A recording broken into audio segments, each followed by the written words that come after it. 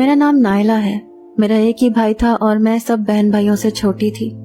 میری 2 بہنیں مجھ سے بڑی تھی جن کی شادی ہو چکی تھی اور اب بھائی کی شادی ہو رہی تھی جس کی مجھے سب سے زیادہ خوشی تھی، کیونکہ جب سے بہنوں کی شادی ہوئی تھی میں گھر میں اکیلی رہ گئی تھی اور اب بھابھی کے آ جانے سے میرا دل لگ جانا تھا. یہی تصور مجھے خوش کرنے کے لیے کافی تھا. میں نے بھائی کی شادی کے ہر فنکشن پر بھابھی کے ساتھ بیٹھ کر تصویریں کھنچوائی تھیں، لیکن جو کچھ رخصتی کے بعد میری آنکھوں نے دیکھا مجھے یقین نہیں آ رہا تھا. بھابھی دلہن بنی لاؤنج میں ہی بیٹھی تھی جب سب مہمان جا چکے تھے. مجھے لگا امی مجھے کہیں گی کہ تم اپنی بھابھی کو اس کے کمرے میں چھوڑاؤ، لیکن امی نے مجھ سے ایسا کچھ نہیں کہا، بلکہ میرے ابا نے بھائی کو اپنے کمرے میں بلا لیا. میرا بھائی جو اپنی خوبصورت سی دلہن دیکھ کر مسکرا رہا تھا، ابا کی پکار پر خاموشی سے ان کے کمرے میں چلا گیا. میں بھابھی کے پاس ہی بیٹھ کر باتیں کرنے لگی. وہ بھی بہت خوش مزاج سی لگ رہی تھی. مجھے میری تعلیم کے بارے میں سوال و جواب کرنے لگی. میں اس وقت 12ویں جماعت میں پڑھ رہی تھی.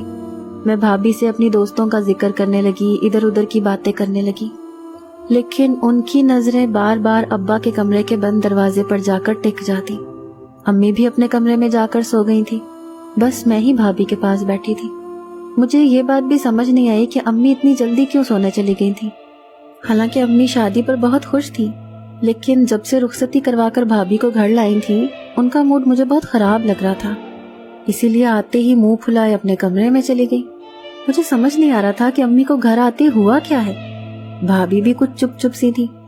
میری شادی شدہ بہنیں بھی خراب موڈ کے ساتھ ہال سے ہی واپس لوٹ گئی تھی، گھر بھی نہیں آئی تھی کہ دلہن کا اچھا استقبال کیا جاتا. آدھے گھنٹے بعد سامنے کمرے کا دروازہ کھلا. بھائی بڑی سنجیدگی سے کمرے سے باہر آئے تھے اور مجھے بھابھی کے پاس بیٹھے دیکھ کر کہنے لگے، تم سونے نہیں گئی اپنے کمرے میں؟ جاؤ جا کر اپنے کمرے میں سو جاؤ.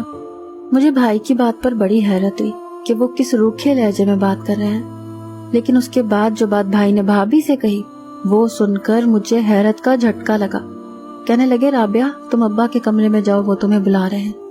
میں جو اپنے کمرے کی جانب بڑھ رہی تھی میرے قدم وہیں رک گئے. میں نے برجستہ پلٹ کر دیکھا. بھابھی بھی بھائی کو حیرت سے دیکھ رہی تھی کہ وہ ان سے کیا کہہ رہے ہیں. شادی کی پہلی رات کو بھلا کون سی دلہن یوں سجی سنوری سسر کے کمرے میں جاتی ہے. ایک بات اور کہ میری والدہ اور والد الگ الگ کمروں میں سوتے تھے. اس سے پہلے کہ میں دیکھتی کہ بھابھی کیا جواب دیتی ہیں، بھائی نے مجھے اپنے کمرے میں بھیج دیا. میں نے اپنے کمرے میں آ کر دروازہ بند کر لیا، لیکن میں اتنی بھی چھوٹی نہ تھی کہ ان باتوں کو سمجھ نہ سکتی. میں کمرے میں آ تو گئی تھی لیکن میرا پورا دھیان باہر تھا. میں پہلے تو اپنے بیڈ پر بیٹھ گئی کہ آخر ابا نے بھابھی کو اپنے کمرے میں کیوں بلایا تھا. میں کچھ دیر تو اپنے کمرے میں ہی بے چین سی رہی، لیکن اس کے بعد میں نے اپنے کپڑے تبدیل کر کے اپنے کمرے کا دروازہ ذرا سا کھولا. جو کچھ مجھے سامنے نظر آیا وہ مجھے الجھن میں ڈال گیا تھا. بھائی باہر نہیں تھے اور بھابھی ابا کے کمرے سے نکلی تھی اور بے تحاشا رو رہی تھی. تقریباً 1 گھنٹے بعد میں نے اپنے کمرے سے جھانک کر دیکھا. روتے ہوئے وہ اپنے کمرے میں چلی گئی. نہ جانے کیوں لیکن میرا دل بجھ سا گیا تھا.